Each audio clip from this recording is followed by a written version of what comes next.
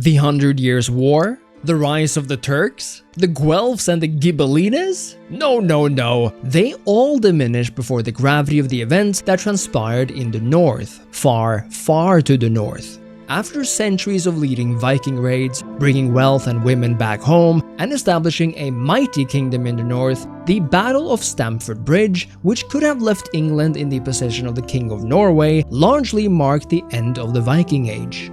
But today, thanks to my collaborating with Paradox for this video, I am able to give you the full chronicles of Norway in the 5th book of Europa Universalis, and tell you exactly what transpired after. EU5 releases November 4th on Steam, so make sure to follow my link below to check it out.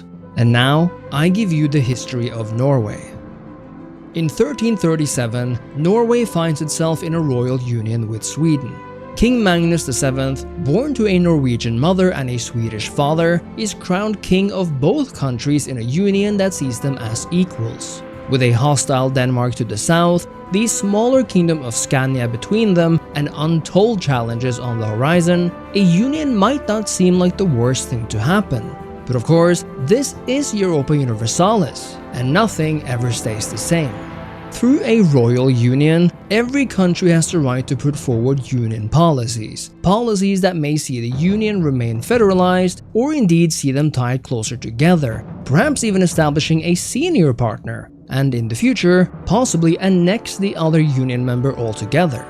The number of votes allocated to each union member is directly proportional to their power ranking on the world stage, and because Sweden is slightly stronger than Norway during the early reign of Magnus VII, the Norwegian nobility looks unfavorably upon its odds. They decide something has to change, whether the Swedes like it or not. The Kingdom of Norway still remains the lord of the Jarldoms of Orkney, Iceland, and Greenland after all, but the way to a true establishment of a lasting North Sea empire must be well planned. Oslo was, after all, not built in a day. Norway's riches are promised, but still await somewhere out at sea. The power of the crown is weak, and affairs are largely dictated by a powerful nobility and an ascendant clergy. The country does sport an overwhelmingly strong naval tradition owed to its Viking forefather heritage, but at home is decentralized and with a traditional economy focused on land cultivation. And Norway, well, sadly and famously, does not have a lot of good land to cultivate.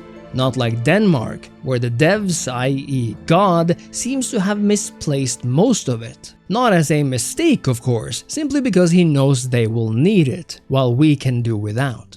What we do have is not just the ocean's grand bounty of fish, but close to our capital lies the settlement of Kongsberg, our ace in the hole, for here we have a local supply of silver. And silver, like gold, is vital to the minting of coins and therefore our treasury. With a regulated export of silver, we can ensure that enough remains in the country while providing us with strong trading efficiency. Norway may be one of Europe's largest kingdoms, as wide in ocean reach as its mountains are tall, but thanks to fjords and forests that go forever on, the crown's control of its lands remain limited. To begin with, we must delegate our cabinet advisors to strengthen our hold over Kongsberg and the large province it's in, namely Buskerud. Increasing control raises our tax base, and developing the province will over time allow us to increase the flow of silver. The first thing we spend money on is in fact increasing the silver mines of Kongsberg and the wheat farms of Oslo, as both silver and food are vital for our survival and prosperity. In 1339, the king called a meeting of the Storting. Contemplating which matter to advance first, he sought to improve relations with Rome and the Holy See, and chose to further the sponsoring of a cathedral for Oslo. The support for the bill faced opposition, but by appeasing the nobility and providing them with assurances of land investments, the bill was passed, and the construction of a cathedral began at half cost. In order to not appear too concerned with opulence, and because Norway was in need of attracting more laborers to Kongsberg, a notable privilege was given to the commoner's estate, namely the privilege of free mobility for the common people. This allowed peasants and laborers alike to move where they wanted across the country, even though it made the nobles unhappy. As descendants of Vikings, Norway did have a legacy of free subjects over serfdom, so the nobles could, in the king's own words, suck it. 1342 saw great changes unfolding in Europe and thusly began the Age of Renaissance. Looking towards the future, the building of the country was the foremost objective of the king, and so Norway headed for an administrative focus. Of course, not everything was administrative. The eastern border with Sweden was secured for now, but Danish ambitions could not be trusted. By forming a defensive alliance with the Danes, the king made sure that all three lines of the north were safe and able to, at some point in the future, look elsewhere for opportunity.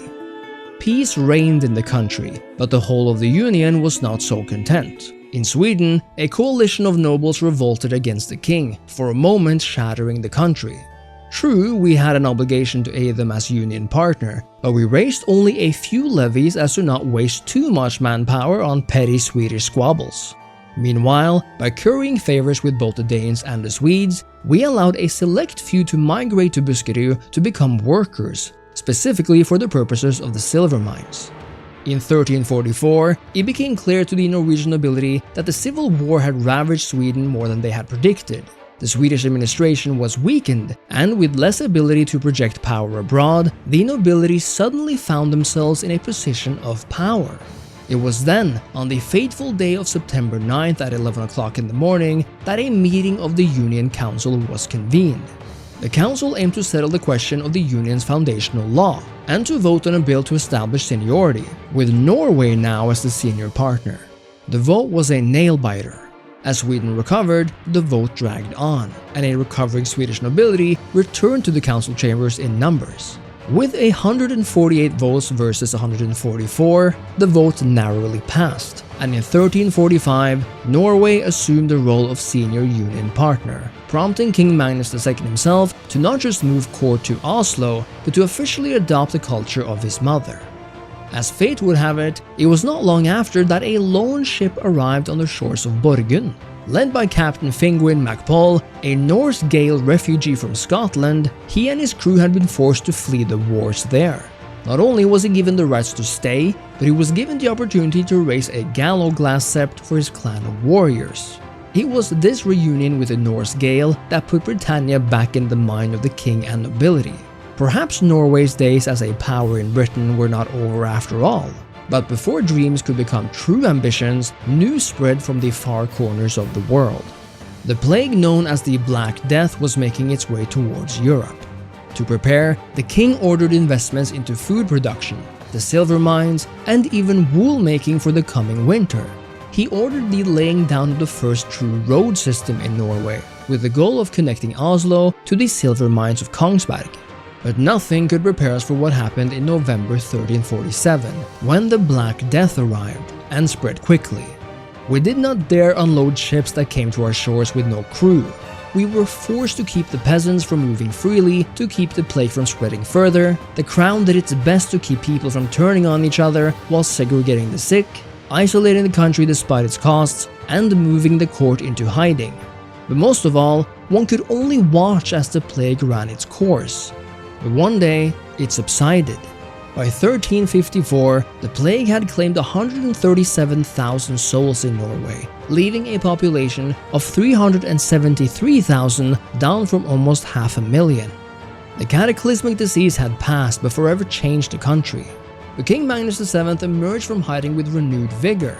With now heavy royal coffers after half the nobility gave up the ghost, he sought to rebuild the country by taking inspiration from his forefathers.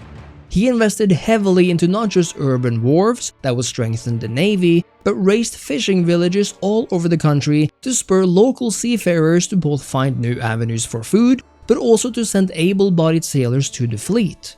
Indeed, to increase the power of the crown after the plague, the king appointed his heir to be the head of the cabinet, alongside enacting the autocracy royal privilege. And by April 1358, the crown's authority had reached parity with that of the nobility. By May, it surpassed it. Centralization was officially underway. To increase the size of the army, peasants were given legal rights to carry weapons, and to increase the might of the navy, the nobility was given the rights to maintain it in exchange for some amount of control. By 1361, the naval academies were flush with sailors ready to once again lead Norway across the sea, and the first traditional galleys began production in the major towns of Oslo, Tønsberg, Stavanger and Bergen. The first captain to, well, captain this first new Norwegian fleet was Kaptein Lennart of Glommadalen, an experienced captain who was tasked with patrolling the trade lanes of the South Norwegian Sea. The initiative of King Magnus VII didn't stop there, as he saw the opportunity to unite the treasuries of Norway and Sweden, resulting in Sweden sending a monthly tribute to Norway's coffers. And in 1366, as a reward for its devotion, Norway was granted a cardinal seat, becoming the first kingdom in the north to be represented in Rome. Of course, no one lives forever, and in 1371, King Magnus VII died at the age of 54, killed by a wild animal. The Swedes who chronicled his death and the Swedish fake town crier media would tell you that, quote, his evil deeds shall be remembered for generations to come. But the common folk and nobility alike knew the truth. In just 30 years, Magnus had lifted Norway out of poverty, led it out of an uneasy union, through the Black Plague, and re-established royal authority while beginning the rebuilding of the navy.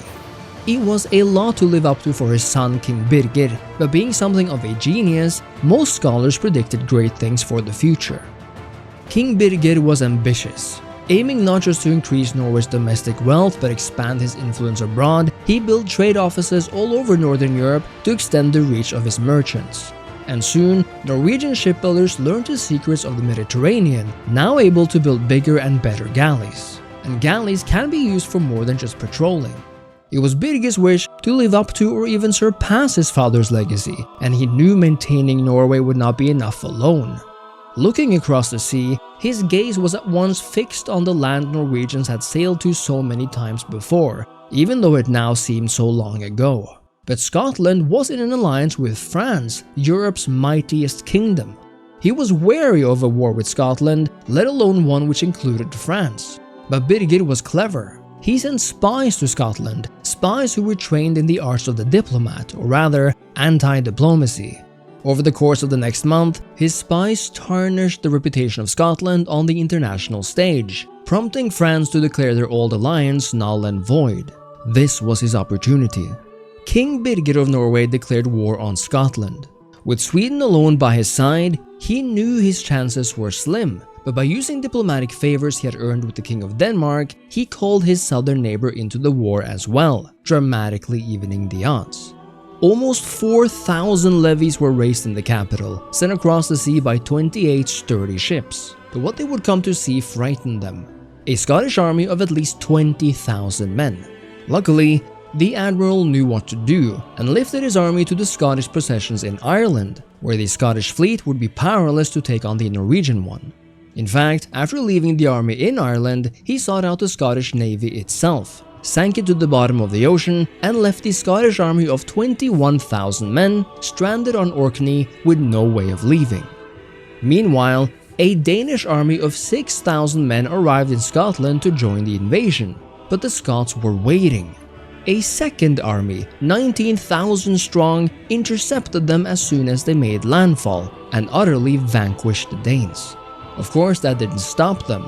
By utilizing the navy for quick troop movements and by taking out smaller, separated armies, Allied forces were able to win skirmishes and occupy Scottish lands at the same time, and faster than the unwieldy Scottish army could reconquer them. When the great Dunbar castle fell, the war was all but over, and King Birger could dictate terms. Imagining his proud ancestors looking down upon him, he ripped from Scotland half their country. But instead of approaching his new lands with direct rule, he elected to establish a new vassal, the Earldom of Moray, to further the interests of Norway in Scotland. Not only did this spell the return of Norwegian conquests, but the riches taken from Scotland allowed for the raising of a new royal court in Oslo. It didn't hurt King Birger's now glorious reputation that historians found they could trace his line directly to Julius Caesar himself. The praises and words of affirmation might have gone to Birger's head when he, at 57 years of age, enacted enough unification laws to attempt to bring Sweden under direct Norwegian rule. He didn't believe it when his advisors said it would take almost 400 years to fully annex their brothers. In fact, he wondered how they could be so accurate as to state it would be done on July 1st, 1746. He went for it anyway, but would never himself see Swedish lands truly united with Norwegian. Soon after, Birger raised the first professional army in Oslo, and a year later declared a second war on Scotland.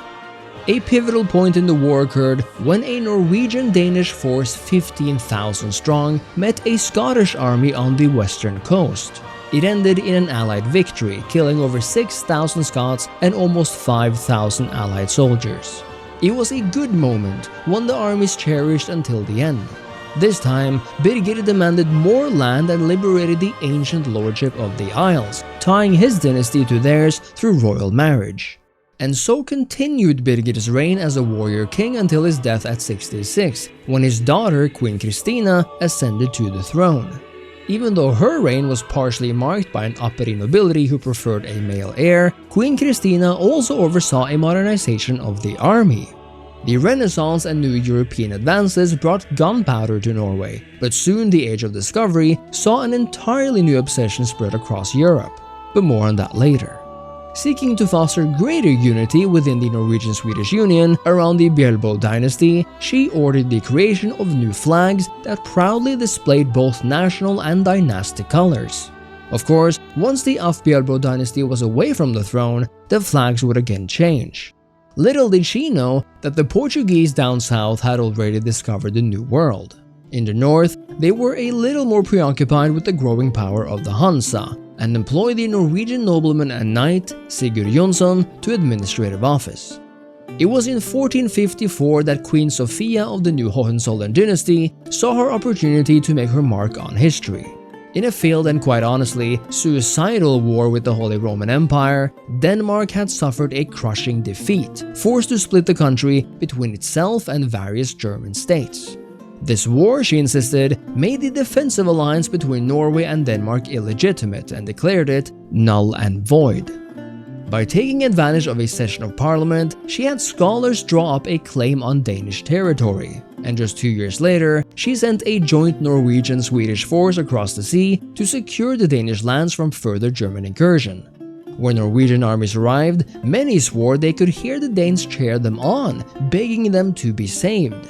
Of course, in reality, nobody truly understood what the Danes were saying.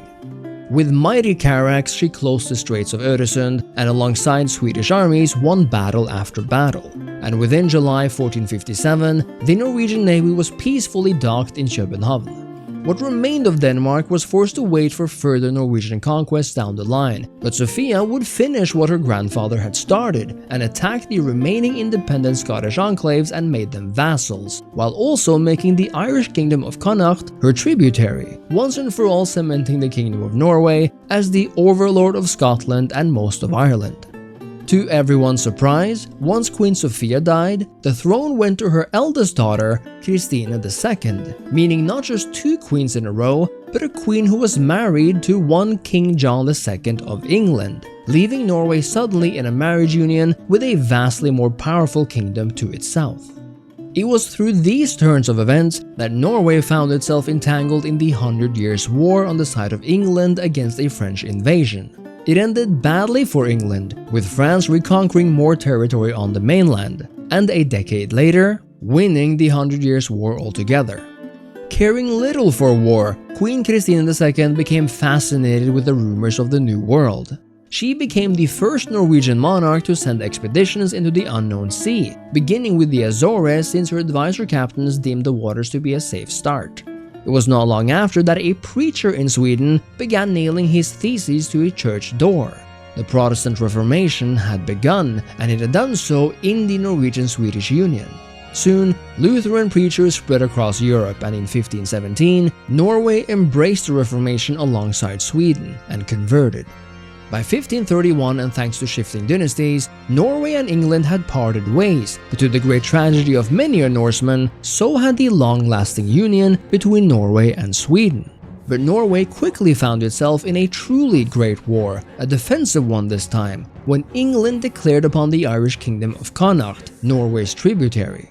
Bringing back cultural nightmares of the Battle of Stamford Bridge some 500 years ago, the new King Magnus IX had to make use of every advantage his dynasty had built him in the past 200 years. It was no secret that the Greater Norwegian Kingdom was powerless to stop the English on land, even with an allied Sweden joining the war out of Union lock. Despite having lost the 100 Years' War, England remained a force to be reckoned with. But despite being a naval power, England's land war in France had made them neglect their wooden wall. All the while, Norway had built theirs to be impregnable. No, there was little Norwegian armies could do in England, but by using the navy, Norway could focus everything it had to defend Ireland itself, which importantly was the target of the English war goal. With few hours to spare, the armies in England were saved from defeat, and as luck would have it, a wealthy Norwegian merchant saw fit to donate 15 carracks to the war effort, significantly increasing the navy. At this point, Castile had joined the side of England, pitting two of Europe's largest kingdoms against its northernmost.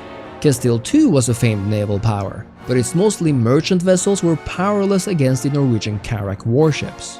It was paramount that English troops never set foot on Ireland, and so it was a glorious day when the fleet led by Admiral Karl of Stavanger intercepted and sank England's second largest fleet, which carried an army of 17,000, drowning each and every one. But the war was far from decided. Despite blockading vital ports and a docked English navy in Northumbria, despite locking a hefty English army on a Scottish island, and despite fending off Spanish ships, England, through their vassal the Pale, maintained a force of 14,000 in Ireland. On June 1, 1532, they clashed against the besieging Norwegian forces outside of Dublin.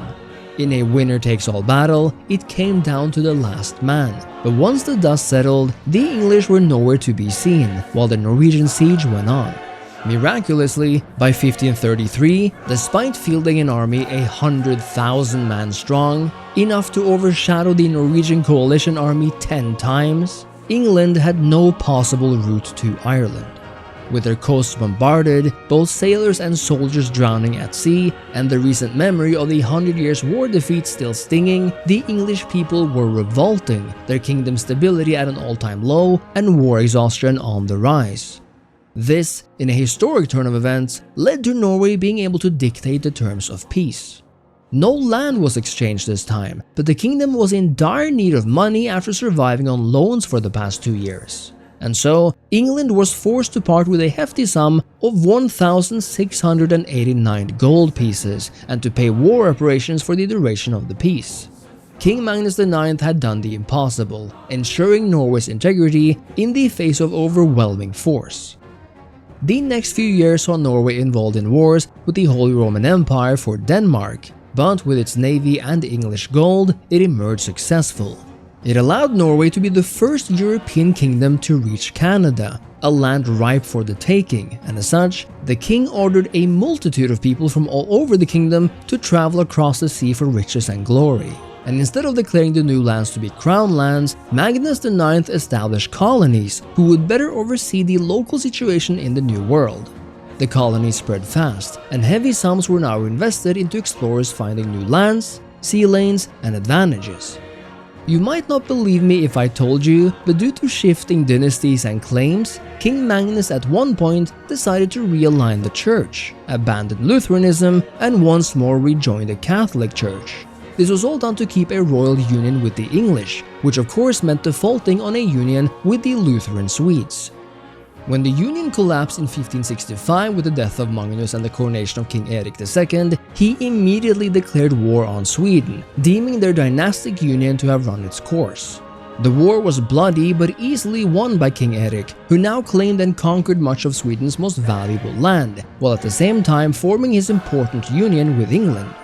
With most of Scandinavia secured, there was now little that could stop Norway.